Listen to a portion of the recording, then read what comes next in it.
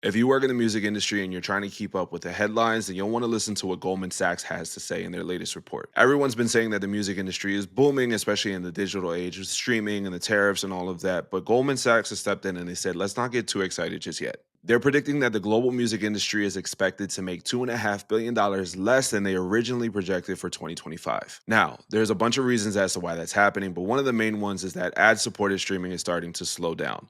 So, you have people who are listening to music on Spotify or Pandora, and that number's not growing the way that they had expected it. You add that in with the fact that Gen Z is spending a lot more time on short form content platforms like TikTok and IG Reels, and less time listening to ads on Spotify and Pandora and such. So, naturally, the ad dollars are going to start to follow them where they're at. Now, there's a ripple effect that's starting to happen with that. If less ad dollars are being spent on the Spotifys and the Pandoras, and more so on the TikTok and the IG Reels, then what's going to happen is the streaming services are going to start to raise their prices. And we're already starting to see that in France, where Spotify just raised their streaming prices for the second time this year. And my prediction is that we're going to start to see more of these price hikes happening across the globe. So the whole thing seems kind of a little bit scary if you think about it. But at the end of the day, the global music industry is still expected to hit a little over $31 billion in 2025. So it's not that bad. And there are some opportunities that come with this as well. Goldman is saying that the superfan economy is expected to hit over $4 billion by 2026. So think fan tiers, merch, exclusive deals, and whichever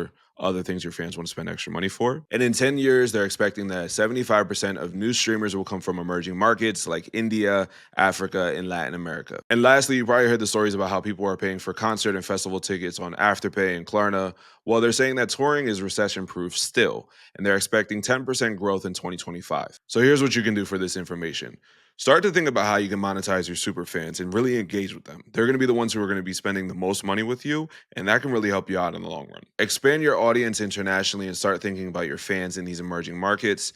Not just these fans also, but also the streaming platforms that are in these emerging markets and how you can engage with them as well. This next one is a given, but obviously, if you can tour more, definitely do it. And lastly, make sure that you stay sharp on all the latest things that are happening with AI and copyright law as they evolve.